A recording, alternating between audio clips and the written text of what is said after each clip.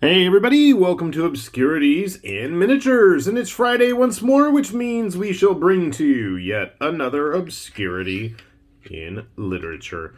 Now, the other day I was talking about a Transformers drift guy, right? And that got my mind thinking again back to a manga that I've reread again for purposes of this video, but that is The Drifting Classroom by Kazuo Umezu, or Umezz as he sometimes goes. He's actually got a couple funky nicknames, but Umezu is an interesting guy. I know he's been around the scene since like the mid 60s. When he was in high school, he got started. Dude's published a ton of stuff across a variety of genres, but most of his work tends to err towards horror and sci-fi and monsters and things like that. And in that regard, I think he's awesome. Unfortunately, getting his work in a language that maybe you speak is going to be a challenge because most of it's still in Japanese. Now, I had forgotten, but Sparkletrout reminded me the other day that The Drifting Classroom here was actually published quite a few years back, and so this is a nice collected edition. I want to say it was like about 10 or 11 volumes originally. And the original series actually was serialized between like 72 to 74, I believe. But this is just the first book. And as you can see here, it is a massive book. This is book one, and it's interesting. And you've got a very Lord of the Flies feeling of kids left to their own devices. There were a few adults, but that changes as the story goes. And I got to say, for as bleak as this is, it does have a glimmer of hope if you get to the end. Personally, when I started rereading it, I couldn't stop, and then I had my wife get interested. She started reading it, and I'll tell you this, my wife rarely reads manga in English. She'll read the occasional book in Japanese, but rarely in English, and she got into this too. So I was impressed. The artwork is a bit old-fashioned. There's just no denying that. If you're familiar with Umezu's style, there's a lot of tropey things he likes to use for kids in motion, the running, zooming thing. But yeah, the artwork is very much a product of its time. Personally, I don't mind that. I've always been a fan of vintage manga.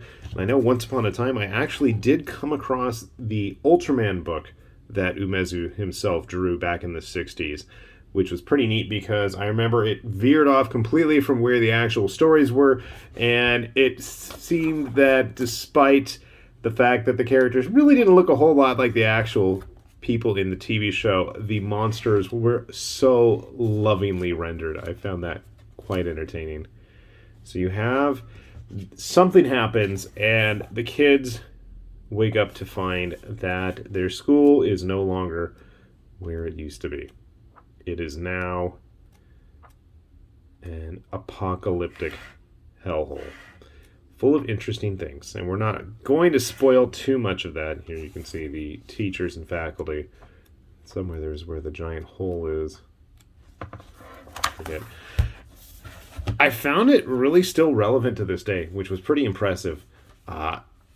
They kind of gloss over what happens with some of the other students in the class, and things get violent towards everybody really fast. I gotta say, this is like the most bloodthirsty school I've ever come across.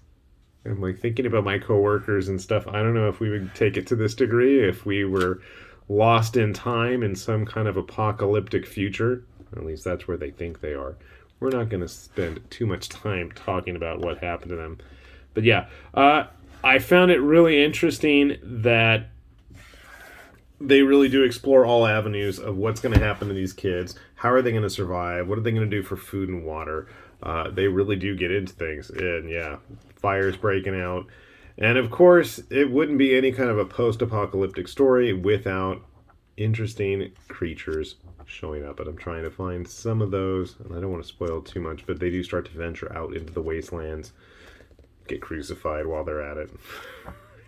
They're just, yeah. I know the first of the creatures start to show up towards the end of the first book. So yeah, in very Umezu fashion, you have all kinds of lovely things starting to appear. And it's interesting in that they don't explain what exactly some of this stuff is. Some of this could be hallucinations. Some of this could be a shared horrific delusion. Some of it might be there. They kind of gloss over some of those things. And like I said, that's just the first book. Then we get into the things that they do find there. And finally, things start to ramp up the craziness by the time you get to the third book, which I don't want to spoil. There's some interesting stuff, and obviously the conclusion of this story, but yeah, there's some interesting things. Let me see if I could just... Like I said, the kids really truly do go Lord of the Flies on each other, and it's not just like the boys being macho. The girls get their fair share of violent kills against each other as well. You have factions fighting, intermingling, blood feuds, fun stuff like that. These things crawling around, trying to get into the school. Fun scenes of the apocalypse like this. And some of this stuff, like I said, gets explained, some of it doesn't, and I don't want to spoil too much, obviously.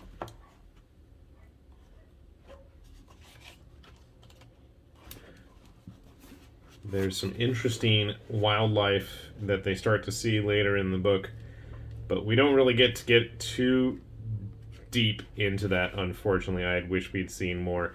Kind of reminds me of books like Made in the Abyss, in that you've got all this neat stuff kind of in the background, and it doesn't really get a lot of focus. Yeah, look at that. 70s dinosaurs. You can't go wrong with that.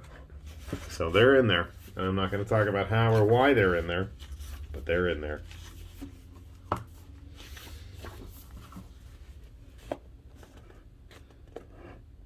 Or the crazy supercomputers. Personally, I would absolutely love to see Viz continue to put out big, nice collected editions of Umezu's stuff.